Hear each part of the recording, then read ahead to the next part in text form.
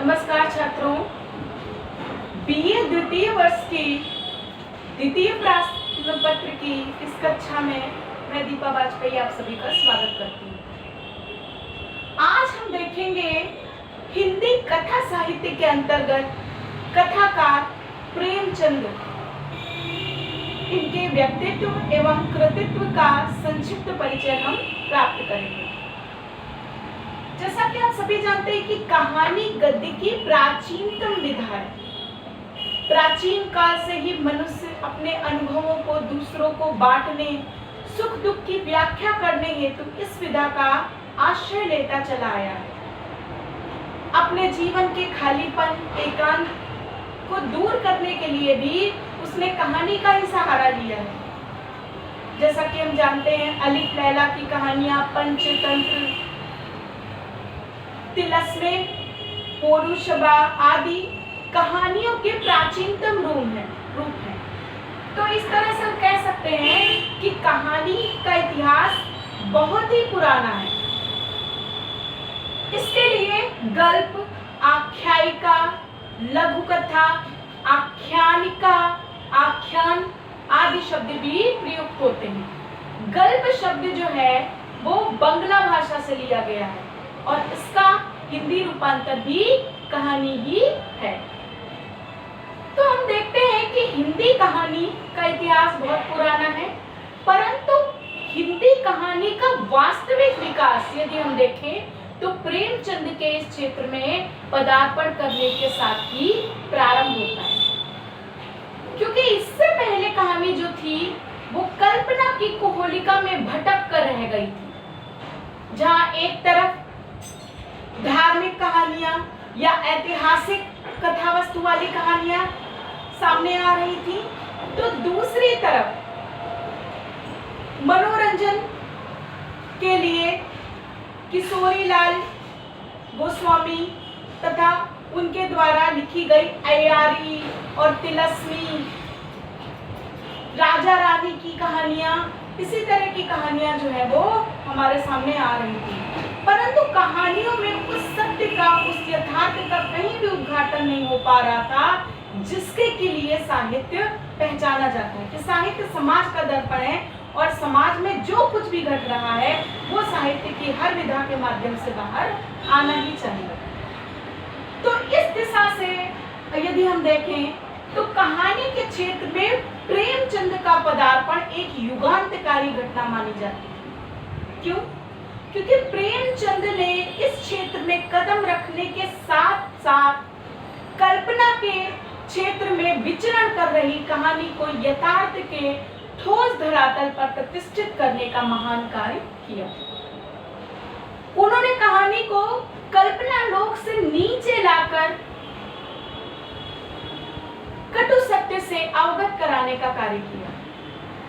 उनकी कहानियां यदि हम देखें तो हमारे आसपास के लोगों के जीवन का ही सजीव चित्रण दिखाई पड़ती है। किसान, मजदूर, मध्यम वर्गीय श्रमिक, गृहस्थ, उनकी आशा, निराशा, आकांक्षाएं सभी हमें प्रेमचंद की कहानियों में आकार लेते दिखाई देती है। तो इस दृष्टि से हम देखें तो कहानी को मानव के जीवन से जोड़ने का कार्य यदि किसी कहानीकार ने किया है तो वो हमारे प्रेमचंद ही हैं। और उनकी इसी विशेषता के लिए कहानी साहित्य उनका चिर ऋणी है और उनको कहानी सम्राट की उपमा से विभूषित किया गया है। जन्म यदि हम देखें प्रेमचंद का तो सन 1880 ईस्वी को वाराणसी के निकट लम्ही नामक ग्राम में इनका जन्म हुआ। इनका परिवार मध्यम वर्गीय था, अतः आर्थिक दृष्टि से स्थिति ज्यादा सुदृढ़ नहीं थी और बचपन में ही इनकी माता की मृत्यु हुई जब ये 8 वर्ष के थे और इनका पालन पोषण विमाता के द्वारा किया गया। इसलिए ये जीवन के कटु अनुभवों के स्वतः भुक्तभोगी थे। इसीलिए इनकी कहानियों में कटु यथार्थ जो है पूरी सत्यता के साथ चित्रित हुआ। इनका बाल्यकाल अभावग्रस्त था, अतः शिक्षा दीक्षा की व्यवस्था घर पर ही हुई और घर पर ही इन्होंने उर्दू की विधिवत शिक्षा प्राप्त की। वो उर्दू के प्रभाव, प्रचार और प्रसार का था। इसलिए प्रभावित होकर के प्रेमचंद ने अपनी प्रारंभिक रचनाएं उर्दू में ही लिखना प्रारंभ किया और उर्दू में ये नवाब राय के नाम से लिखते थे, और जबकि इनका वास्तविक नाम धनपत राय था। प्रेमचंद नाम इन्होंने हिंदी साहित्य में पदार्पण के साथ स्वयं अपने लिए निर्धारित किया। माता के देहांत के बाद इनका अधिकांश समय इनकी दादी के साथ बीता, जो कि इनके बाल सुलभ मन को तृप्ति देने के लिए इनको तरह तरह की कहानियां और किस्से सुनाया करती थी। अल्पवयस्क मित्रों के साथ भी दास्ताने अलिफ लैला, तिलस्मे, मोरू सबा के किस्से सुनते सुनते ये बड़े हुए, इसलिए इन सब ने इनके मस्तिष्क पर अत्यधिक प्रभाव डाला। सामाजिक कुरीतियों और गरीबी को तो इन्होंने बहुत ही निकट से भोगा और देखा था, इसीलिए इनके साहित्य में इस कटु यथार्थ का चित्रण पूरी स्वाभाविकता और सहजता के साथ हुआ है, और तभी हर मध्यम वर्गीय व्यक्ति इनकी रचनाओं से स्वयं को जुड़ा हुआ पाता है। कहानी के क्षेत्र में यदि हम देखें तो हिंदी कहानी जो है वो इन्होंने 1916 के बाद लिखना प्रारंभ किया, वो भी द्विवेदी जी की प्रेरणा से। इनकी पहला कहानी संग्रह यदि हम इनका देखें तो उर्दू में लिखा गया था और उसका नाम था सोजे वतन, जो कि अंग्रेज सरकार द्वारा जब्त कर लिया गया था। पहली हिंदी कहानी इनके द्वारा लिखी गई थी सौत, तथा इनकी अंतिम कहानी 1936 में लिखी गई कफन कहानी को माना जाता है। अब इन्होंने उर्दू में लगभग 176 कहानियां तथा हिंदी में 350 से अधिक कहानियों की रचना की है। कहानी यदि इनकी देखें तो ईदगाह, बड़े घर की बेटी, पंच परमेश्वर, सौत, कफन, नमक का दरोगा, पूस की रात, बूढ़ी काकी आदि प्रमुख हैं। कहानी संग्रहों पे यदि इनकी दृष्टि डालें, सप्त सरोज, लाल फीता, प्रेम पचीसी, प्रेम प्रसून, प्रेम सरोवर, पंच प्रश्न, सप्त सुमन, समर यात्रा तथा मान सरोवर 8 भाग आदि इनके प्रमुख कहानी संग्रह हैं, जिसमें इनकी संपूर्ण कहानियां संकलित हैं। अब प्रेमचंद को कहानी के क्षेत्र में विशिष्ट स्थान क्यों प्राप्त हुआ? क्योंकि इनकी कहानियों में आदर्श और यथार्थ का वो समन्वय दिखाई देता है कि जिसके आधार पर मानवीय गुणों की नींव रखी जाती है। ये आदर्श के पक्षधर थे, परंतु कहीं पे भी इन्होंने यथार्थ को अपनी कहानियों से ओझल नहीं होने दिया। यही कारण है कि इनकी कहानी ईदगाह में हम देखते हैं कि हामिद कितना जो है वो अपनी दादी को देख के दुखी होता, मेले में जाता है, उसका मन कितना विचलित होता है, लेकिन वो हार नहीं मानता और अपनी दृढ़ता को बनाए रखता है, और आखिरी में वो अपनी दादी के जले हुए हाथों को बचाने के लिए चिमटा लेकर के आता है और अपने बाल सुलभ मन पर, बाल लालसाओं पर किस तरह से विजय पाता है वो छोटा सा बच्चा, ये देख करके हम अभिभूत हो जाते हैं। कफन कहानी इनकी कहानियों में मील का पत्थर कही जाती है। उसमें हमें आदर्शोन्मुख यथार्थवाद के दर्शन होते हैं, क्योंकि प्रारंभिक कहानियों में इनकी हम यथार्थ के साथ आदर्श की ओर अधिक झुकाव देखते हैं कि कहानी समाज का चित्रण करती है, समाज का सत्य दिखाती है, लेकिन वो ये बता करके समाप्त होती है कि इसका आदर्श रूप क्या होना चाहिए। लेकिन कफन तक आते आते इनका यह आदर्श यथार्थ की ओर अधिक झुकाव दिखाता है, और तभी कफन कहानी का अंत हमें विचलित कर देता है कि किस तरह से बुधिया की लाश कफन के प्रतीक्षा में पड़ी हुई है और उसका पति और ससुर उसके कफन के लिए मिले हुए पैसों से मदिरा पान करते हैं और तरह तरह के व्यंजन खा करके वहीं सो जाते हैं, और उनको विश्वास है समाज की व्यवस्था पे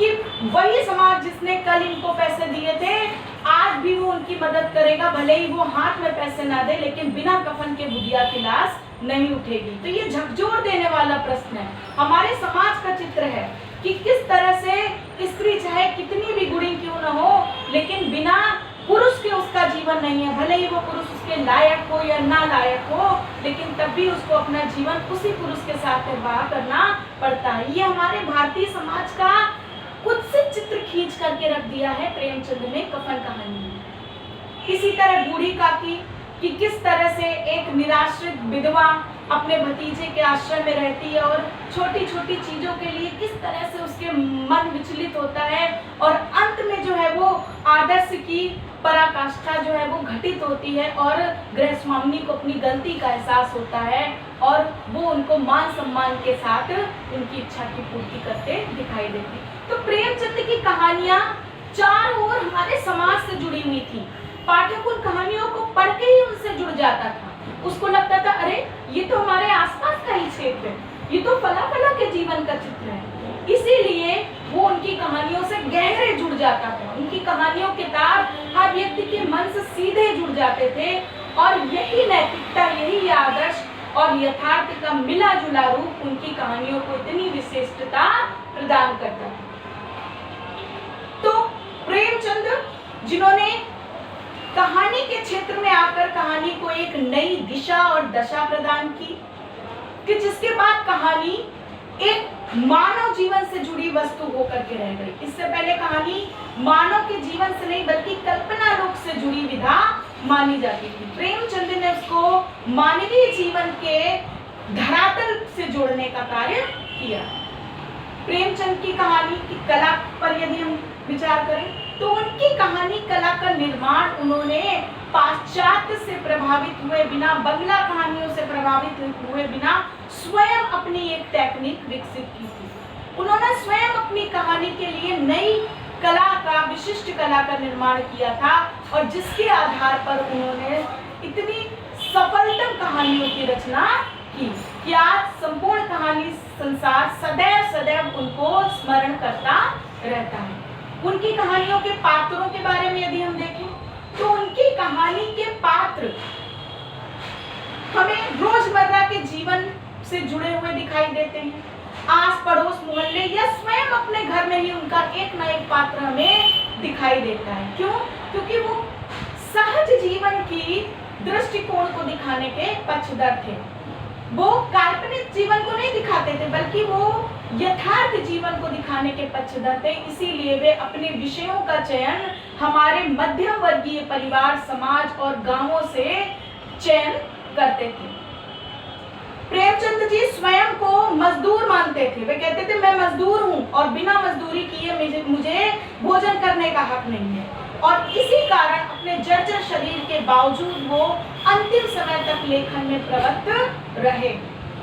व्यंग्यकार हरिशंकर परसाई ने प्रेमचंद के फटे जूते नामक लेख में उनकी इस दरिद्रता, उनके इस सादेपन को भली भांति दिखाया है कि जिसमें वो तस्वीर खिंचाने जाते हैं परंतु फिर भी अपने फटे जूतों को नहीं बदलते हैं और उस जूते के बीच से उनकी उंगलियां झांकती हुई दिखाई देती हैं। तो किस तरह सादे और विलक्षण प्रतिभा के धनी थे प्रेमचंद जी, और उनकी कहानियां भी उसी सहजता, उसी सजगता के साथ मानव जीवन के संपूर्ण पक्षों को उद्घाटित करते दिखाई देती हैं। उनकी कहानियों को आदर्शोन्मुख यथार्थवादी कहानी कहा जाता है कि जिसमें आदर्श और यथार्थ का सुंदर समन्वय दिखाई देता है कि वो यथार्थ को तो दिखाते हैं लेकिन ये भी बताते चलते हैं कि इसकी परिणति किस प्रकार नैतिकता के साथ होनी चाहिए। वो हर व्यक्ति को उसके हिस्से का श्रम करने की सीख देते हैं, हर व्यक्ति को उसके पक्ष को, उसके चरित्र को उज्जवल बनाने की सीख अपनी कहानियों के माध्यम से देते दिखाई देती हैं। इसीलिए उनकी कहानियां कालजयी मानी जाती हैं। वो उस समय भी प्रासंगिक थी और आज के युग में भी उनकी कहानियां उतनी ही प्रासंगिक मानी जाती हैं। अर्थात कालजयी साहित्यकार और कहानीकार प्रेमचंद के इस विधा में उनके योगदान हेतु संपूर्ण साहित्यिक समाज उनका चिरऋणी है। अब वीडियो के दूसरे भाग में मैं इनकी कहानी कफन के बारे में संक्षिप्त विवेचना करूंगी। धन्यवाद।